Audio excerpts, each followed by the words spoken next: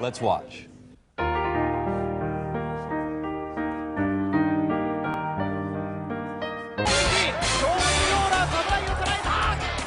Today, Joanie Laurer is an international superstar with millions of fans, who has emerged victorious from life's challenges, both in and out of the ring. But before the lights, cameras, and worldwide fame, there was a little girl in Rochester, New York, growing up in a home filled with turmoil.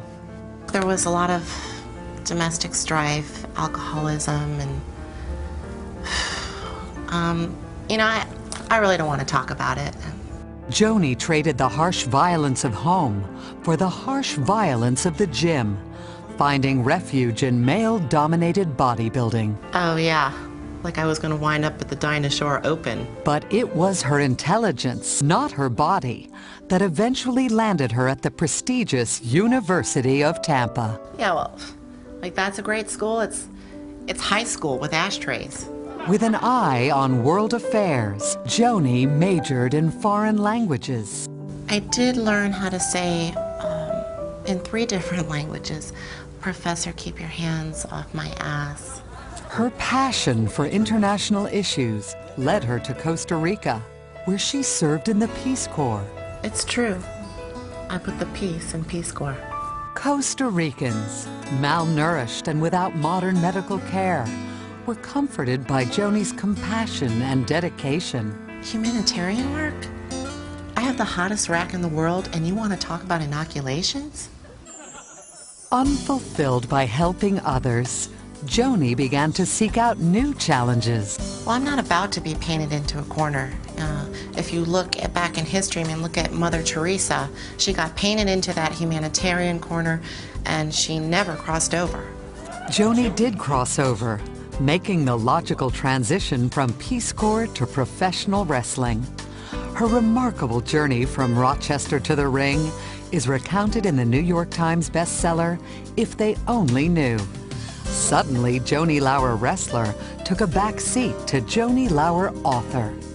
Everybody always wants to talk about my brains, and sometimes I just think, hello people, it's like, look at these, let's talk about boobs. Because they're huge. Becoming a best-selling author made Joanie feel like a prisoner to the literati, landing her back at square one as a mere intellectual. I got pigeonholed as a smart woman, a real thinker, and that's why I did Playboy, so that people would stop thinking of me as only one way, a very intelligent, smart woman, and start objectifying me a little bit and think of me as a complete sex object. Her appearance on the cover of Playboy resulted in 2 of the top 10 sellers in the history of the magazine. Hollywood came calling, but with roles Joanie thought were too limiting. Well, I'm really tired of being offered scripts with no nudity in them. I don't want to play a World War II heroine. I'd like to play a naked World War II heroine.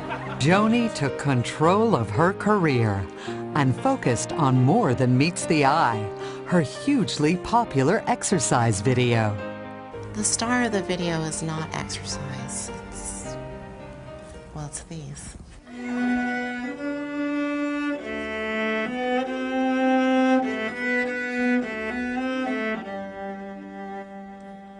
Objectified at last, an empowered Joanie Laurer has become the body she always wanted to be, and she intends to keep it that way. Excuse me, could you stop staring into my eyes, please?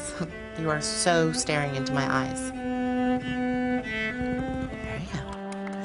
Joanie Laurer, they're huge.